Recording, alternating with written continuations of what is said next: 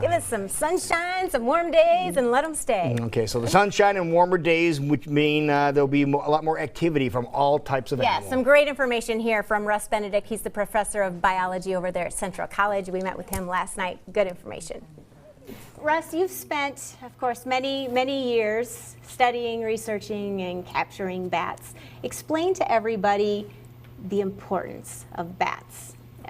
Overall, but also specifically to us here in Iowa. Okay, so I'm kind of a firm believer that every critter has just as much of a right to live on this earth as I do. So for me, that's the answer, that they have an intrinsic value of all of their own. But I know for a lot of people, that's not really a sufficient answer. So fortunately, as it turns out, bats have a whole bunch of ways that they have major impacts on us here in the Midwest and other places around the world. But locally, their biggest single impact is as insect eaters. So they eat some of the insects that are like pests, so mosquitoes, some of the biting flies, but probably more importantly, they eat a bunch of agricultural pests.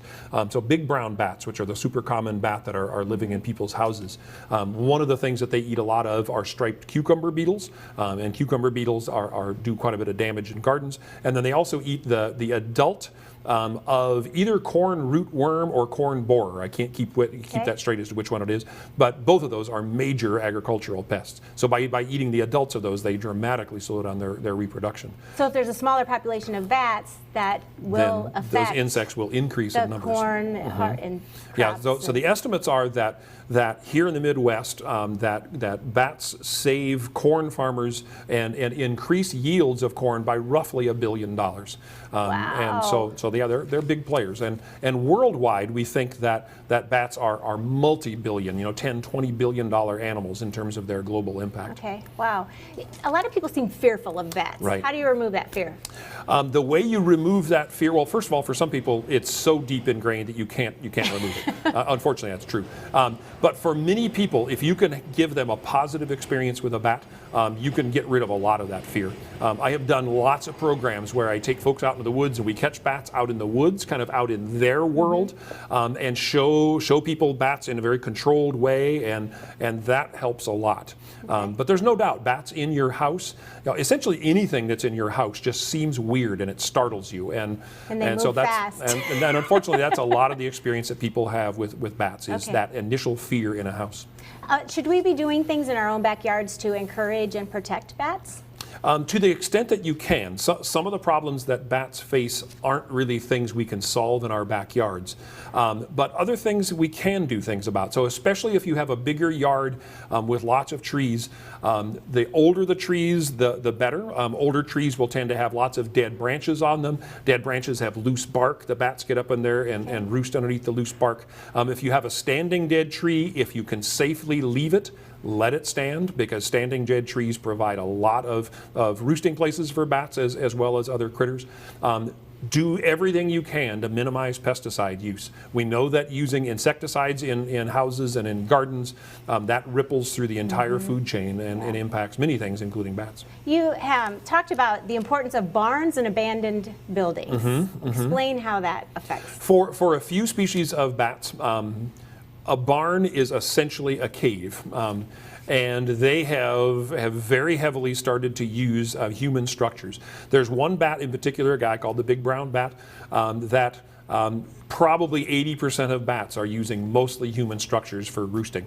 And so they have basically just figured out that these are great places to roost. So for a couple of bats, these standing structures are really important. And so things like barns, if you can keep a barn standing for as long as you can, those actually end up benefiting quite a few bats. And since the barns are often out in agricultural areas where we need the work of the bats, then those things go hand in hand. We've noticed, obviously, we have a big wind turbines here in the state of Iowa. Are those affecting the bat population? Yeah, unfortunately, I love wind power, but unfortunately, wind turbines kill bats. And especially, there's a handful of species that really get hammered by the bats. We're starting to see some of these species decline.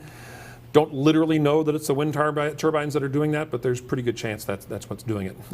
Now, I think there are fixes there. I mean, I think that with some technological innovations around the turbines, and then only using, there may be times when it's critical to turn the turbines off. Some research has shown that you can actually reduce bat mortality by like 50% and only reduce energy production by about 3% if you turn turbines off at the right times. Need a lot more research there, but I think there are solutions out there. Okay, we hear a lot of people talking about the white nose fungus. How, am I saying that correctly? Is that hurting the population? Is it something we need to be concerned about? Right. So white nose fungus is technically it's called Pseudogymnascus destructans. Great big scientific name.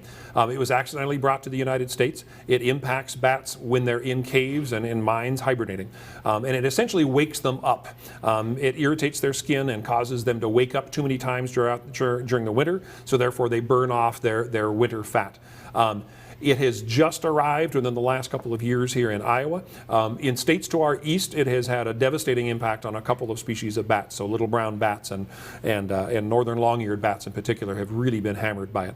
It's a little bit too early to see if it's going to have that big of an impact here in Iowa, but pretty good chance based on what we've seen elsewhere that it's going to have a pretty devastating impact. Are they working to control it? There's research going on, but it's really challenging to control because it's occurring in these mines and these caves where the bats are essentially inaccessible. And on top of that, if we go in and do a lot of work in the mines and the caves, we wake the bats up. That causes the bats to burn their winter fat. So it's a real challenge, but again, the researchers are showing that there's some potential. There's a couple of potential solutions that we think are really going to help. Okay. What are some of the best resources for people if they want to just become more aware and learn more about bats? What do you recommend? Right.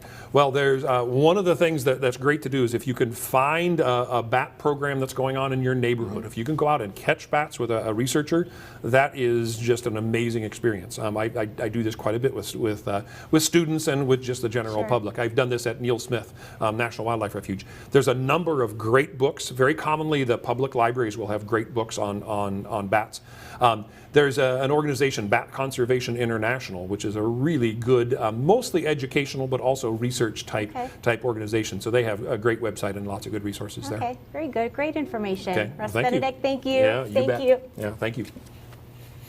That was really well done. What a fascinating guy. To his credit, like I say, it's over 6,000 bats that man has caught. And, it's pretty exciting. And it's amazing to hear all the different benefits they have. You hear about the mosquitoes all the time, but didn't hear about the other thing you talked about. Right. It was great information. Yeah, so don't be when trying they do their to... series again next year at the zoo, you want to be sure to get in Don't on be it, 'cause I've learned a eradicating the lot. bats. The bats are here and they're doing a lot of good. They get in the house, catch them, and release them outside. They have a purpose. All right, it's 9:21.